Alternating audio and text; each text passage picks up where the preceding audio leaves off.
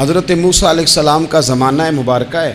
ایک شخص نے اپنے کزن کو، اپنے چچا کے بیٹے کو، چچا زاد کو قتل کر دیا اور خود ہی اس کا مدعی بن کے حضرت موسیٰ کے پاس آیا کہ بتائیے جناب میرے اس بھائی کو کس نے قتل کیا ہے؟ حضرت موسیٰ نے ایک سادی سی بات کی. کیا فرمایا؟ وَإِذْ قَالَ مُوسَىٰ لِقَوْمِهِ إِنَّ اللَّهَ يَأْمُرُكُمْ أَن تَذْبَحُوا بَقَرَةً. حضرت موسیٰ علیہ السلام نے اپنی قوم سے کہا کہ اللہ تمہیں حکم دیتا ہے کہ ایک گائے ذبح کرو. گائے کا کچھ حصہ مقتول کو مارو، وہ خود اٹھ کے بتا دے گا مجھے کس نے قتل کیا ہے. یہ پہلا سپارہ ہے قرآن مجید کا، آپ اس کو دیکھ لیں. یہ آیت نمبر 67 سے شروع ہو رہا ہے. تو اب وہ چونکہ ذبح کرنا نہیں چاہ رہا تھا، اس کو پتا تھا کہ مجرم تو میں خود ہوں، وہ ذبح چونکہ کرنا نہیں چاہ رہا تھا تو اس سے کہا کہ مارو ایک حصہ گائے کا، اس کو تو یہ اٹھ کے بتا دے گا. تو اس نے جواب کیا دیا؟ قالوا اتتخذون ہزوا، کہنے لگا آپ میرے ساتھ مذاق کرتے ہیں، کبھی ایسا بھی ہوا ہے؟ قال اعوذ باللہ ان اکون من الجاہلین. حضرت موسیٰ علیہ السلام فرمانے لگے میں اللہ کی پناہ مانگتا ہوں میں جاہلوں میں سے ہو جاؤں. ہر وقت مذاق کرتے رہنا یہ تو جاہلوں کا طریقہ ہے. کن کا ہے؟ حضرت موسیٰ نے کہا ہے، قرآن پاک ہے. ہر وقت مذاق کرتے رہنا، خوش طبعی اور چیز ہے، مسکراتے رہنا، لیکن کسی کا مذاق ہر وقت اڑاتے رہنا کن کا طریقہ ہے؟ جاہلوں کا. جب کہا نہیں ذبح کرنی ہے تو اب ذرا دیکھیے کرنا نہیں نہ چاہ رہے. قالوا ادع لنا ربک یبین لنا ما ہی، کہنے لگے اے موسیٰ پھر آپ نہ رب سے دعا کریں کہ وہ ذرا کھول کے بتائے وہ گائیں کس طرح کی ہو. ارادہ نہیں نہ ذبح کرنے کا، آپ دعا کریں. قال انہ یقول انہا بقرۃ لا فارض ولا بکر. فرمایا کہ رب کہتا ہے وہ گائے نہ بوڑھی ہو نہ زیادہ بچیا ہو، عوان بین ذالک، ان کے درمیان ہو، یعنی جوان گائے ہو. فافعلوا ما تؤمرون، کرو جس کا تمہیں حکم دیا جا رہا ہے. قالوا ادع لنا ربک یبین لنا ما لونھا. لو اگلی بات سن لو. کہنے لگے آپ دعا کریں رب سے کہ وہ کھول کے بتائے اس کا رنگ کس طرح کا ہو، رنگ بتائیں کس طرح کا ہو. قال انہ یقول انہا بقرۃ صفراء. فرمایا رب فرماتا ہے کہ صفراء رنگ کی ہو، یعنی گہرے زرد رنگ کی ہو.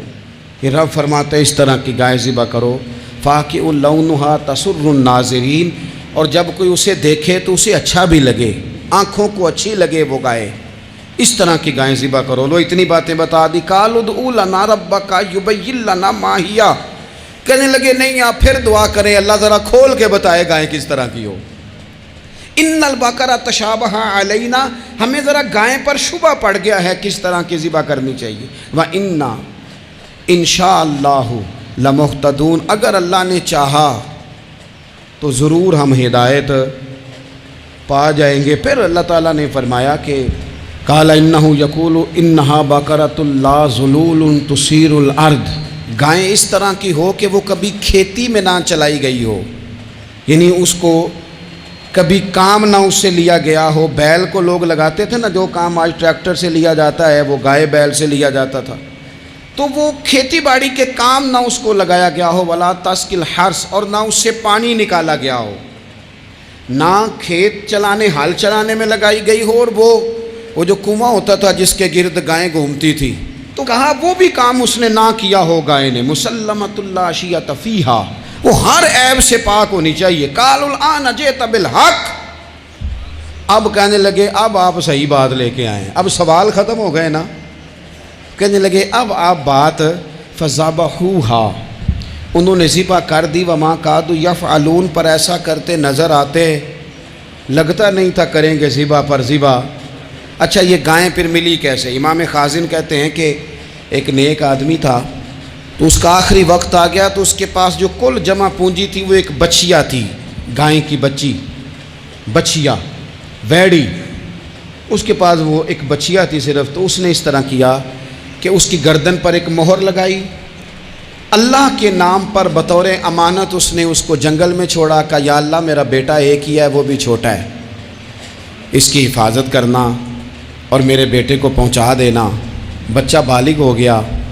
اس کی ماں نے کہا بیٹا جو امانتیں رب کے پاس رکھوائی جائیں نا ان میں خیانتیں نہیں ہوا کرتی، جا کے جنگل میں آواز دے تیری گائے واپس آ جائے گی. اس نے جا کے جنگل میں آواز دی کہ وہ جو میرے باپ نے امانت رکھوائی تھی وہ کدھر ہے؟ وہ نشان لگی ہوئی گائیں دوڑتی ہوئی اس کے پاس آئی۔ واللہ خیر الرازقین، جب رب بندوبست کرے، جب اللہ بندوبست کرے تو پھر معاملہ اور ہوتا ہے۔ وہ گائے آ گئی۔ اب اس نے کیا کیا اس نوجوان نے کہ وہ گائے گھر لایا، ماں سے آ کے کہا کہ اماں یہ تو اللہ نے فضل کر دیا۔ ماں کہنے لگی پتر حالات ہمارے خراب ہیں، منڈی میں لے جا اسے بیچ دے، لیکن سودا میری مرضی کے بغیر طے نہ کرنا۔ کس کی مرضی کے بغیر؟ کس کی؟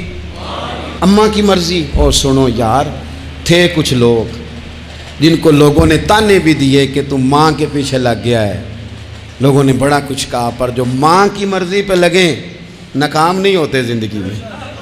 یہ دیکھو ماں کی مرضی پہ لگا۔ اس کی قیمت کتنی تھی گائے کی؟ بڑی مہنگی تھی، پر 3 دینار کی تھی۔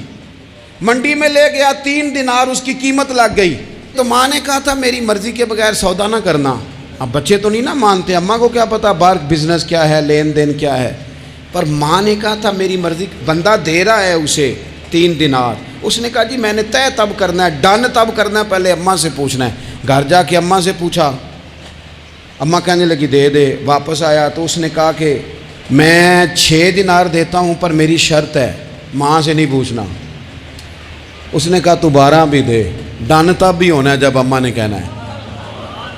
وہ جب اس طرح کی اس نے گفتگو کی، واپس اپنی والدہ کے پاس گئے، کہنے لگے اماں سمجھ نہیں آتی، 3 دینار کی گائیں بندہ 12 میں خریدنے کو تیار ہے، شرط لگاتا ہے کہ اماں سے نہیں پوچھنا۔ تو والدہ کہنے لگی پتر پہلے اس سے جا کے پوچھ کیا وہ ہے کون؟ یہ کوئی روحانی معاملہ ہے، کوئی غیبی مدد ہے، پوچھ۔ اس سے جا کے پوچھا تو وہ کہنے لگا میں تو فرشتہ ہوں اللہ کا، تو نے گائیں بیچنی نہیں، اس لیے کہ تیرا باپ بھی نیک ہے، تیری ماں بھی نیک ہے، رب تیرے رزق میں برکت پیدا فرمانا چاہتا ہے۔ ماں باپ نیک ہونا رزق میں برکت ہو جاتی ہے۔ ماں باپ نیک ہوں، ان کی صالحیت کا اثر پہنچتا ہے بچوں تک۔ رزق حلال کما کے لانے والے ہوں تو گھر میں برکت ہوتی ہے۔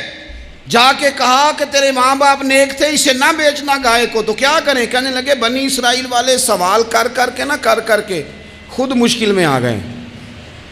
اب وہ ایسی گائے جو جوان بھی ہو، یہاں تو ہر غریب آدمی اپنی گائیں یہاں لگا دیتا ہے، کھیتی باڑی میں یہاں لگا دیتا ہے، کنویں میں پانی نکالنے میں تو یہاں تو ہر ایک کی گائیں، تو ایسی گائیں جس کا رنگ بھی اتنا پیارا ہو، زیادہ بوڑھی زیادہ بچی بھی نہ ہو، اور ابھی تک کھیت میں بھی نہ لگی ہو، وہ سوائے تیرے کہیں نہیں ہے۔ اس نے کہا چل پھر مہربانی کر بتا میں کتنے کو دوں گائیں، اگر وہ آ جائیں تو کتنے کو بیچنی ہے؟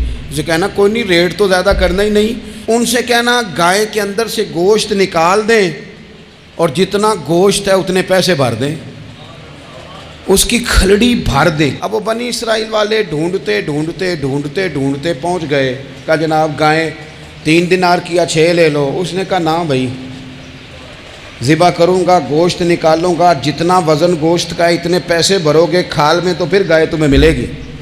اب مجبور تھے، کیا کرتے؟ ابن کثیر حدیث لائے ہیں، امام سیوطی نے در منصور میں بھی لکھی ہے، نبی پاک صلی اللہ علیہ وسلم نے فرمایا سنو جوانوں اور اسے دل کی تختی پہ لکھو، نبی پاک علیہ السلام نے فرمایا اگر بنی اسرائیل والے زیادہ سوال نہ کرتے تو اتنی مشکل کا شکار نہ ہوتے۔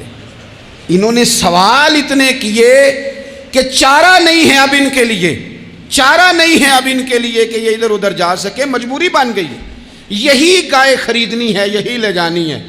اب اتنا سارا مال جمع کر کے وہ گائے خریدی، ذبح کی، تو مقتول کو جب اس کا ایک حصہ مارا تو اس نے اٹھ کے کہہ دیا یہ جو مدعی بنا ہوا ہے نا، یہی تو میرا قاتل ہے، یہی تو میرا قاتل ہے، یہی تو ہے، اس نے یہ سارا کام کیا۔